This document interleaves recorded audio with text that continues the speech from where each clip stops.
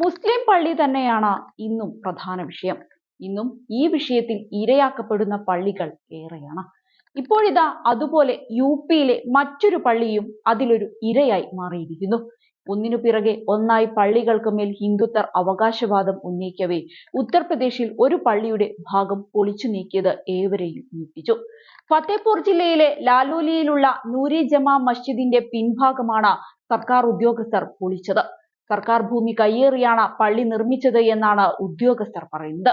180 വർഷം പഴക്കമുള്ള നൂരി ജമാ മസ്ജിദ് പ്രദേശത്തെ പ്രധാന പള്ളിയാണിത്.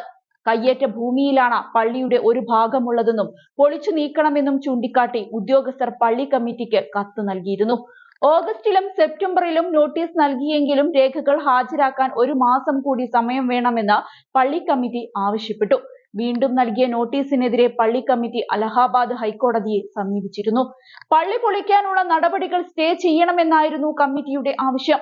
ഹർജി ഡിസംബർ 13-ന് കോടതി പരിഗണിക്കാനിരിക്കെയാണ് ഉദ്യോഗസ്ഥർ എത്തിയത്. ബുൾഡോസറുകൾ കഴിഞ്ഞ ദിവസം രാവിലെ തന്നെ എത്തിയിരുന്നു. മേഖലയിൽ വൻ സുരക്ഷയൊരുക്കി പോലീസിനെ വിന്യസിക്കുകയും ചെയ്തിരുന്നു. ഉത്തർപ്രദേശ് തലസ്ഥാനമായ ലക്നൌവിൽ നിന്ന് 125 കിലോമീറ്റർ അകലെയാണ് ഫത്തേപൂർ ജില്ല. ജില്ലാ ഭരണകൂടത്തിന്റെ നടപടിക്കെതിരെ പ്രതിഷേധം വ്യാപകമാണ്. പള്ളിയുടെ പിൻഭാഗമാണ് സർക്കാർ ഭൂമി കയ്യേറി നിർമ്മിച്ചതെന്ന് ജില്ലാ ഭരണകൂടം വ്യക്തമാക്കുന്നുണ്ട്. റോഡ് വീതി കൂട്ടാൻ തീരുമാനിച്ചിട്ടുണ്ടെന്നും അതിനുവേണ്ടിയാണ് നിയമവിരുദ്ധമായി നിർമ്മിച്ച പള്ളിയുടെ ഭാഗം പൊളിച്ചതെന്നും ഉദ്യോഗസ്ഥർ പറയുന്നു. 180 വർഷം പഴക്കമുള്ള പള്ളിയാണിത്. സംരക്ഷിക്കപ്പെടേണ്ട സ്മാരകങ്ങളുടെ പട്ടികയിൽ ഇവ ഉൾപ്പെടുത്തിയിരുന്നു.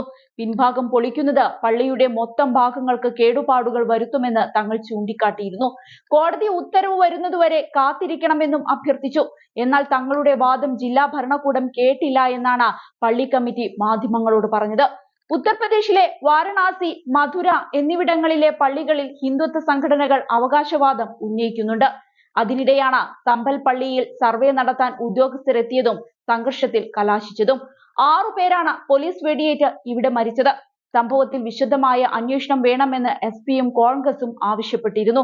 ഇതിനു പുറമെ മറ്റു ചില പള്ളികളിലും ഇപ്പോൾ ഹിന്ദുത്വ സംഘടനാ പ്രവർത്തകർ അവകാശവാദം ഉന്നയിച്ചിട്ടുണ്ട്.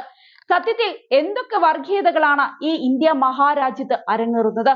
മതത്തിന്റെ പേരിൽ ആർക്കും ആരെയും ഒന്നും ചെയ്യാൻ ഒരു മടിയുമില്ലാതായി മാറിയിരിക്കുന്നു.